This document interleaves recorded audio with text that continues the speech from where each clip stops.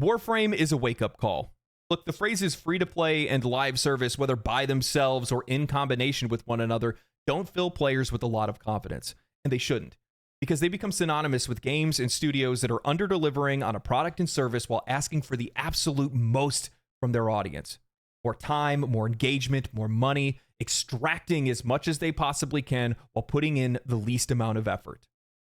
Warframe is the most well-known yet under-discussed and underappreciated games in all of gaming. It's often referred to as the internet's best-kept secret, and I'm tired of it being a secret. For all intents and purposes, Warframe is the blueprint by which many of these free-to-play games and live service games should be following, but they're not. It's a game that is tirelessly supported by its developer and by its community in a way that I don't even think any other game can even replicate, and once you guys hear about some of this stuff, it's going to blow your mind. Free-to-play and live service is supposed to be a way for developers to be able to deliver a smaller product and grow it over time. Be able to deliver a valuable service, a valuable product, and grow it while the community supports it. And that's the kind of game that Warframe is. That's what we're going to be talking about today. And luckily, today's sponsor is actually the game that inspired Warframe. I've played World of Tanks multiple times over the years with my friends, and this is an easy suggestion to make.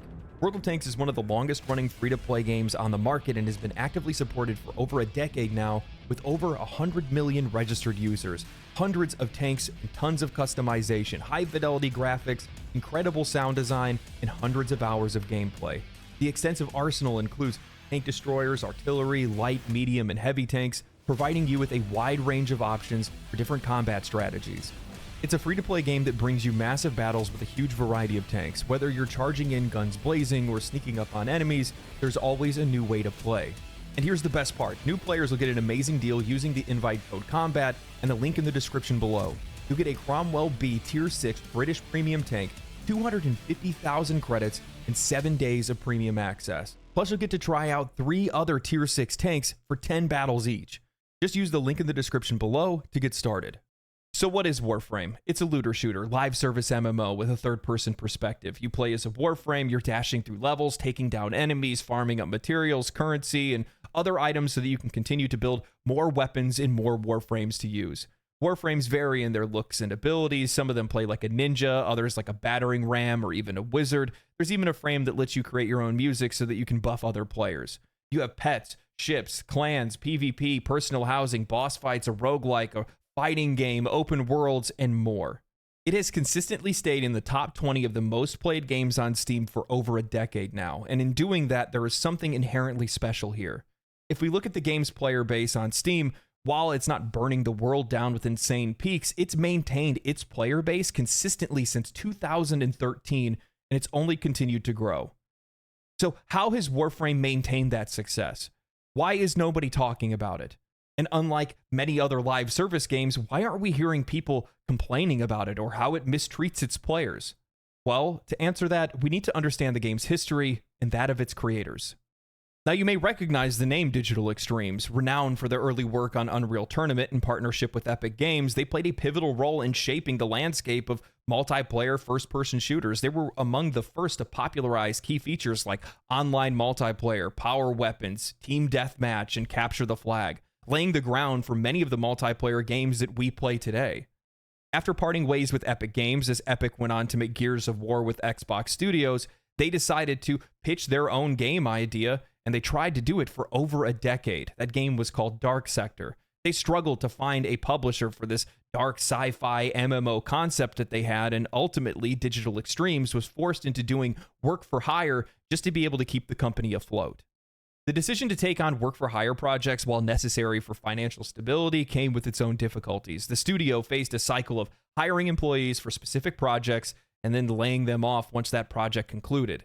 This practice is commonplace for work-for-hire studios. However, it disrupted the lives of their employees and their families, a situation that the studio founder has regretted since then. He believed that publishers often lacked a clear vision, and that Digital Extremes would have been better off just focusing on smaller, self-controlled projects, as seen with independent studios that tend to produce higher quality work when they're given full creative control.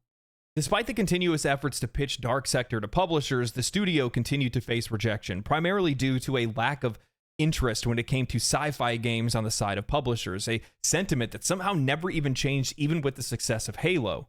In a desperate move, Digital Extremes caved to a publisher's demands, shifting Dark Sector from a sci-fi MMO to a game that emulated the success of Resident Evil 4 at the time.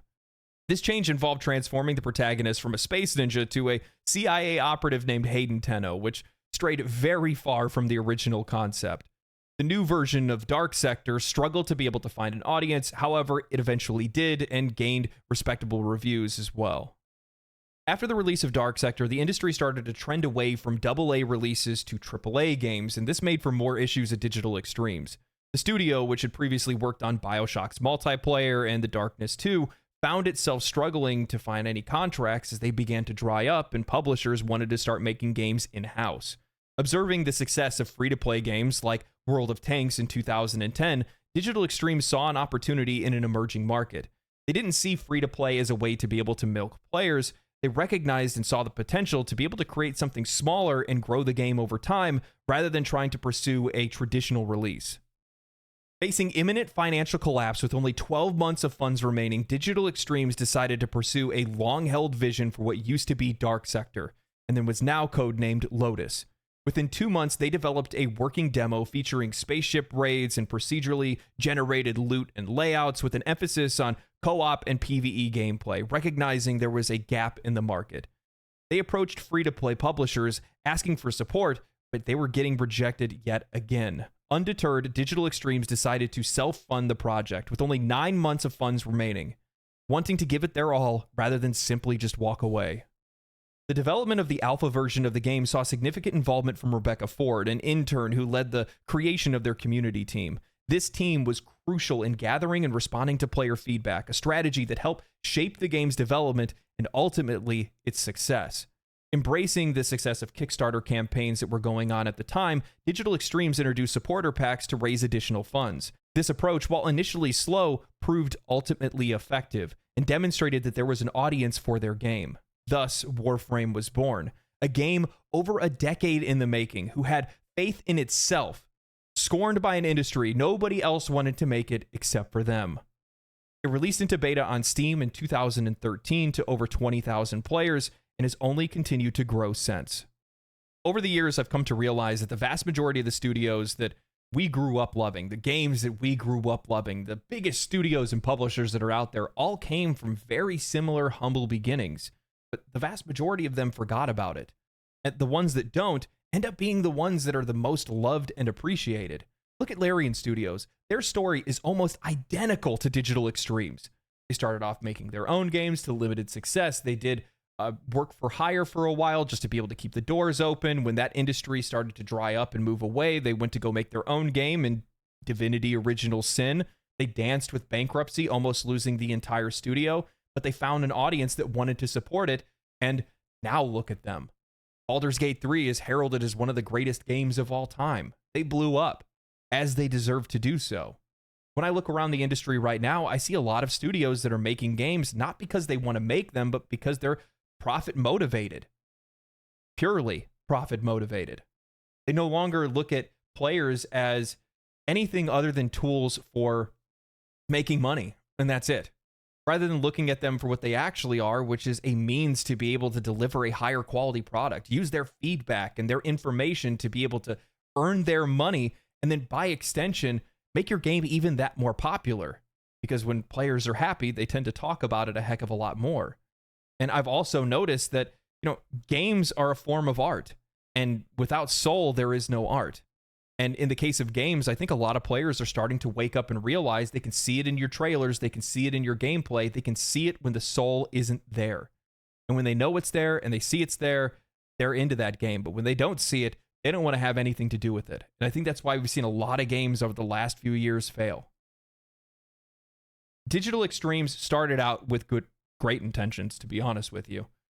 But that doesn't mean that they didn't make the same mistakes that many other free-to-play and live service games make time and time again, and that's with its monetization. But the difference is they learn from their mistakes. I don't think anybody can disagree with this. Recently, over the last few years, both live service and free-to-play games have permeated through every space in the entire gaming industry. Every single company wants their Fortnite, Counter-Strike, Genshin Impact, whatever it might be, and of course they would, because they draw in revenues that would make you wonder why anybody would ever want to make another full-priced game again. But with the introduction of free-to-play live service games, we've seen year over year, month over month, players are losing ground, losing choice, and losing their money. Free-to-play has become synonymous with cutting content and player achievement and putting a price tag on it. While the gameplay itself is free, the model has incentivized developers to paywall everything in the game or put in absurd time restrictions and hurdles for players to be able to overcome just so they can try to earn anything with their own time or their own skill. Studios today are incentivized to actively harm the player experience and lower the quality of the overall product, all in the name of higher profits. Digital Extremes was incredibly nervous about getting into free-to-play because they were afraid that they were going to do it wrong, and in fact, they did. At first, they started selling power, and it wasn't the reputation that they wanted to create for themselves. At the creation of Warframe, you could double the capacity of your mod or skill tree slots in your Warframes. However, there was no way to be able to earn this in-game, and the only way that you could get it was by paying for it with real money. Early on, before the game's beta release, Digital Extremes saw the players' feedback regarding this issue and removed it and any other perceived pay-for-power microtransactions, vowing for fair monetization to be a core tenet of the studio moving forward. In that move, and other changes that they made due to their deep involvement in the early foundations of their game's community, they fostered a positive community spirit and gained even more support. In an interview 6 years ago with Danny O'Dwyer of No Clip Documentaries, they mentioned how difficult it was for them to be able to find any marketing or visibility because at the time, nobody wanted to touch free-to-play games.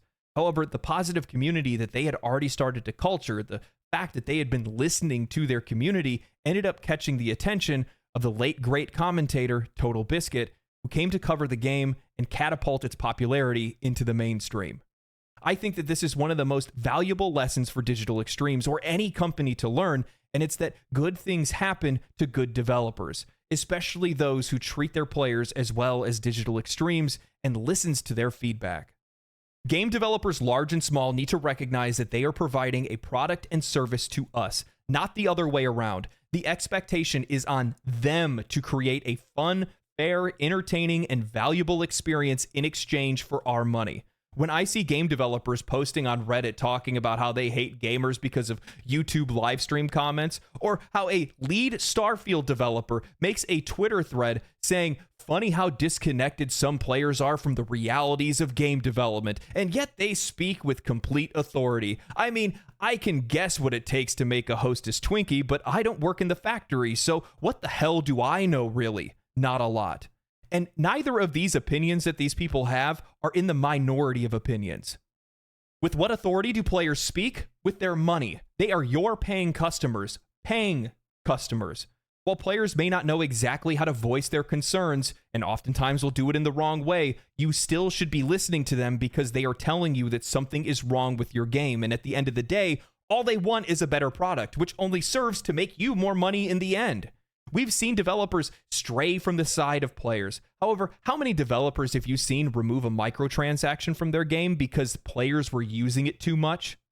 When Warframe introduced colors for their pet skins, they didn't realize that they had inadvertently created a gambling mechanic where players were trying to search for the rarest skin colors and the combinations that they wanted. DE saw that a player had rolled his pet's color 200 times and their stomach sank. Within a day and a half, they had removed the mechanic from the game and reworked it, without the need for player feedback. The spirit of that can be found throughout the entire game. As of a recent update, now everything in the game, just about everything in the game, is earnable in-game with very few outliers. Warframe uses platinum as its in-game premium currency, and it's fully tradable. Players can go out, farm valuable resources, mods, weapons, and Warframe blueprints, and then trade with other players without ever even spending a dime. You would think that this is trapped behind some type of end-game progression or something, right? No, you can start doing this within the first 15 to 20 hours of playing the game. I was already trading items with other players and stockpiling currency from the minute that I had started. While players still have the option to buy anything that they want from the game's in-game shop, all of those things, or at least the vast majority of them outside of cosmetics and color palettes, can be earned in-game. So, Mr. YouTuber, that means that Warframe must have the most difficult and high-end equipment behind paywalls or something, right? It has to be insanely difficult to get. No. The pinnacle warframes and weapons are called primes. You can earn these by cracking relics, and you get relics constantly while you're playing the game. When you go to do these missions to crack the relics, you're playing with 4 players, and all 4 of you can choose to use the exact same relic, which would then increase your chances of being able to get what you wanted, because everybody can choose from everyone else's rewards. Meaning that even if you're in a party that isn't coordinated and you're all running different relics, if you don't get what you want out of yours, you can just get a copy of somebody else's thing if it's more valuable. You can choose to get whatever you want.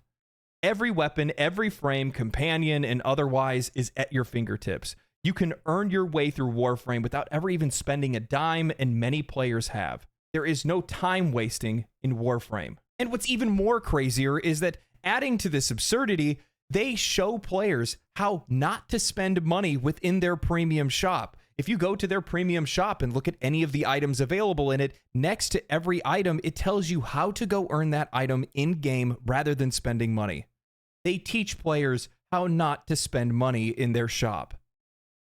But that doesn't mean that players don't support the game. In fact, they do quite a lot, because by making things so accessible, giving massive discounts on their currency and things like that, being able to just get all the things that you want in the game by playing it, players just want to spend money on the game because they want to support it, because they love the game so much, not because they feel like they need to. Imagine that. Imagine a world in which the players are not spending money on a game because they need to overcome some fabricated barrier that's put in place, and if they spend money, they're going to be able to get through it faster or get through it at all. No, instead, they're spending money because they actually want to support the game. They just are enjoying themselves and want to spend the money. Now, mind you, some of this is definitely driven by convenience, but the vast majority of players just love the game and want to support it.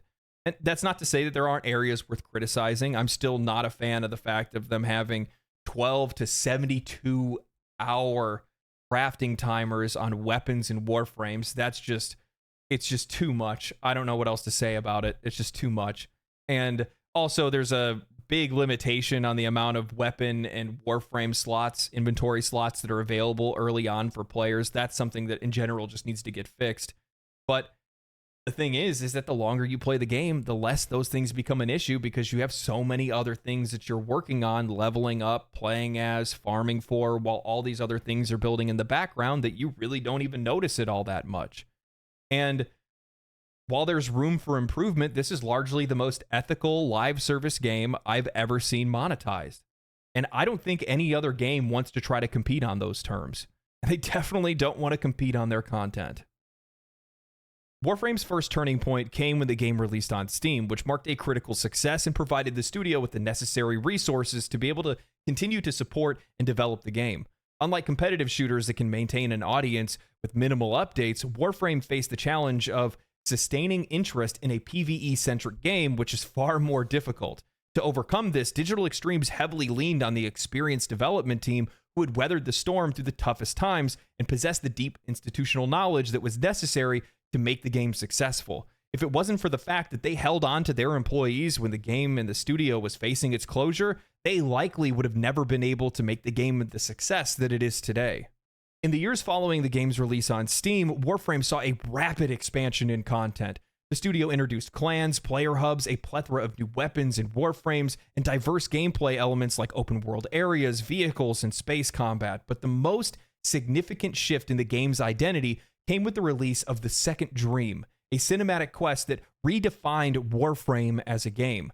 This quest introduced fully voice-acted, high-quality cinematic experiences with intricate writing and storytelling that elevated the game from a compelling free-to-play title to a truly exceptional experience. No longer was Warframe just a free-to-play game, it was just a great game that happened to be free-to-play.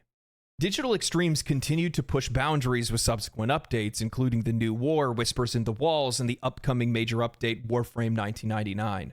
These expansions demonstrate a level of writing, character development, and cinematic quality that's typically associated with AAA blockbuster titles and reflect nothing of what we've seen in typical free-to-play games.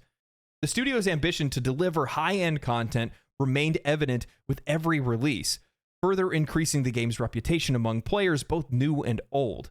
That's what's made the Warframe that we have today. One of the systems I was the most shocked by was at one point I unlocked what I can best describe as Sea of Thieves in space. You get a Railjack, a fully customizable ship that you can upgrade. It has multiple weapons that are controlled by other players in co-op. You hire NPCs to manage the ship. You fight other ships. You can board other ships, steal other ships, and raid enemy bases. While the feature didn't land well on release and it had its issues, what is available today is an absolute blast to play, and it feels like it's completely native to the game and like it could have been there from the start. In the landscape of live service and free-to-play games, many developers opt for the safe approach, focusing on incremental updates and minor changes rather than undertaking any significant overhaul. This safe strategy often results in steady, gradual improvements, but most major additions and transformative changes end up being locked behind paid expansions, premium content, and microtransactions. Typically, free-to-play games and live service games will introduce minor tweaks, seasonal updates, and limited time offers to try to keep players engaged. While Warframe does the exact same thing, they aren't strangers to making big splashes with major updates, and all the while, they're not charging the players a dime. Other games with standard offerings can sometimes refresh the experience and provide new incentives to be able to log in, but they rarely bring the wide-sweeping changes that might significantly alter the gameplay or narrative, making the game overall feel more stale. I'll give kudos to games like Fortnite, who often radically change their map, put in new modes, and give more ways for players to be able to express themselves in games, like even creating their own games within Fortnite. However, the vast majority of games don't do this, and in combination with that lack of risk, they often let go of the developers that got them to where they are in the first place, ignoring the players that got them to where they are in the first place. And as a result, they hollow out their experience, leaving them with nowhere to go. There's too much focus on monetization, and it's leading to a disparity between the expectations of the player and the financial outlook of the developer. Today, we have developers that are understaffed, underpaid, under a lot of pressure, under-delivering to their audience, while for some odd reason, the company is still expecting more money. You have CEOs that are out there projecting growing profit without investing in growing content. And their expectation is because you're playing, then you must be paying, and I'm sick of it. Look, just recently I saw with Apex Legends, the big drama that cropped up around it, where basically, long story short, developer goes in and makes it where you can no longer earn the next battle pass by completing the last battle pass, where previously you were able to. And they made these changes, gaslighting the players, saying that it's because we're trying to deliver you guys a more valuable experience. We're doing it because we're trying to grow the game, and we're giving you guys more value. That's really what it is. When anybody with any base level of intelligence can see how insulting it is to say something like that when it's so transparently not that. And they're not the only developer doing things like that. You see it across the board. So many developers that are making minor changes to their game, but all of their focus is on their monetization, how else they can shift and move things around to make it where they can make more money and you get less out of playing the game.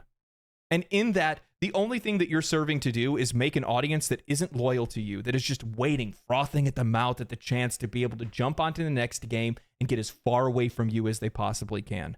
Sure, they're playing your game right now. Sure, it's popular right now, but that's because they don't really have another option, and there's nothing else right now that's that hot. So once there is something that hot that comes out, you're done.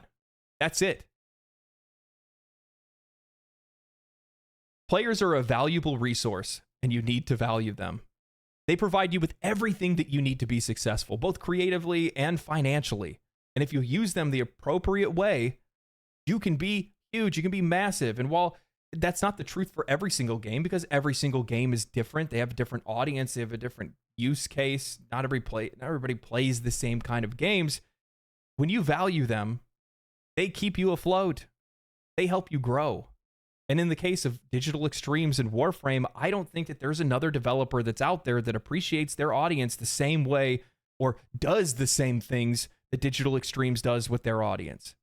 Except for maybe Larian Studios. Why did you guys have to go and create a community YouTube channel? And even more so, why am I not in it? I get it, like Duality and Co-Carnage are really cool, but like I made a lot of videos on Baldur's Gate. Come on, man. Initially, I had wondered how Warframe was able to hold on to such a consistent player base for so long. Regardless of good or bad updates, new games, or financial declines, their core audience has stayed rock solid for over a decade now, and in and of itself, that is a feat that very few games have accomplished. It wasn't until I started streaming my experience over on Twitch, playing the game for the very first time, that I was exposed to the game's community, and in that, I noticed how positive they are. An eerily similar experience I had with Final Fantasy XIV, but altogether completely different. Many players have been playing the game since alpha. They've unlocked everything in the game, effectively beaten the game, logging thousands of hours. However, they are still logging in regularly, even daily. They are out there guiding new players and doing things that they've done thousands of times because they love the game that much. And I was curious where that comes from. While sure, the game has regular updates, new content, new weapons, and new Warframes, I couldn't see how Warframe could become somebody's daily driver until I saw how Digital Extremes engages with their community. Oftentimes, developers lay silent between content releases and major updates. They put their head in the sand, they let a couple people go out and respond or repost on Twitter, and only come out of hibernation to make promotional content to drive up interest around the next big update or major change. In that time of silence, I think it makes it feel like updates are further apart than they actually are. Players aren't engaged, and when they aren't engaged, they lose interest. And DE makes it really hard for you not to feel engaged as they support their community like they're content creators rather than game developers. Every single week, they go live on YouTube and Twitch to do something they call a dev short, where Steve Sinclair, the CEO of Digital Extremes, together with Rebecca Ford, the once community manager and now creative director of Warframe, just talk to the players for 15 minutes. They answer questions, they tell them about things that they're working on, they joke around. They do this every week. What other game studios give that kind of transparency to the players? What other game companies are that grounded to make sure that their CEO of all people is constantly in contact with the players? None. And that's not all they do. Every Wednesday and Thursday, they host prime time over on Twitch, and each of them have their own separate streams for English and Spanish, where the developers and community managers come out to play the game with the players. Have you ever heard of anything more absurd than that? Developers actually playing their game and playing their game with players, with an audience up to 250,000 viewers, giving away skins, Twitch drops, different items, premium currencies. They tell stories, they play trivia games with chat, and they show off different community art submissions. They are more involved with their community than I think any developer ever has been, and the fruits of their labor shine so brightly. It shines in how positive their community is, how engaged they are, how well the game is developed and supported, how solid the monetization is. It's why they are allowed to take the risks with the games like they have, and even with future games in development like Soulframe. The players know that they're appreciated. They know that the developer is trying to achieve something, and they can tell that they truly love what they are doing. They can clearly see that these developers love their game, and it shows. Digital Extremes recognizes what many developers have slowly started to drift away from, that players are a part of your game, and without them, your game wouldn't be what it is. And in fact, for Warframe, that's literally true. In the early days of Warframe, movement is exactly what you would have expected the game to be, just a over-the-shoulder third-person shooter. It had sliding and running, but overall, the movement was slow. Players discovered an exploit where they called it Zoran coptering, where they could essentially fly across maps, sling themselves across maps, and complete missions in a fraction of the time. Instead of removing this, instead of standing against the players and changing something that the players were enjoying or doing, they recognized that the players were exploiting this because they were trying to avoid something that was actively ruining their experience. So Digital Extremes revamped the entire movement system for the game, reworking it from the ground up to be one of the most fluid movement systems in all of gaming.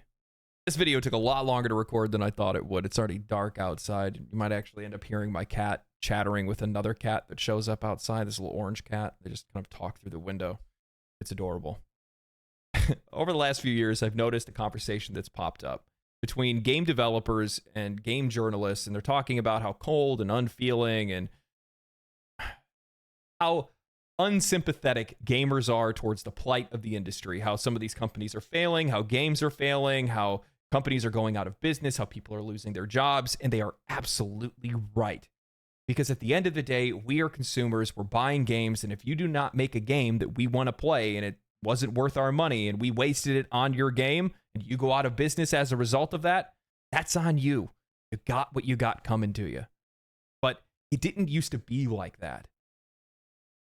And I think the reason why is because back, and this is something that's just kind of evolved over time, is that many of the companies that are out there right now, some of the biggest companies that are out there right now, came from humble beginnings, no different than Larian Studios or Digital Extremes or anyone else that's out there. But when they were smaller, they felt like they were one of us because they were one of us. They were players that were making games because they wanted to make cool games for them to play and for other people to play.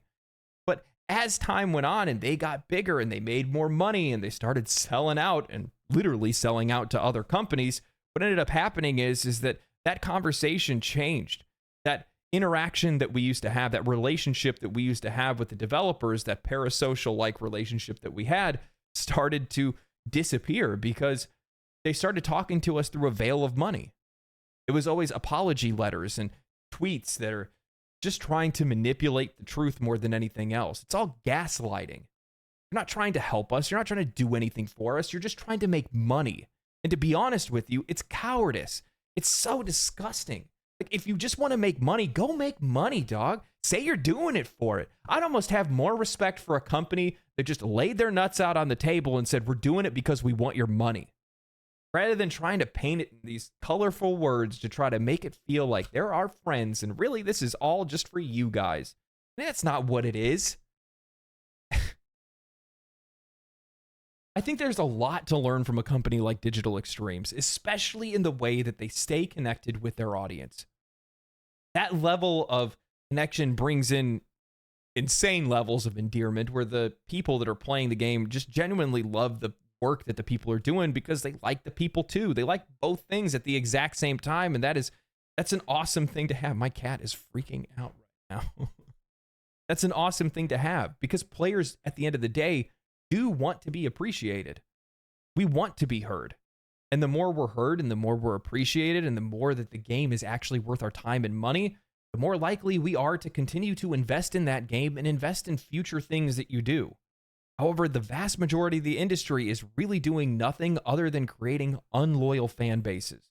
Sure, your game might be doing okay now, but the minute that somebody else comes by, like Digital Extremes or something like that, that does the same things that they do, or better, your audience is gone.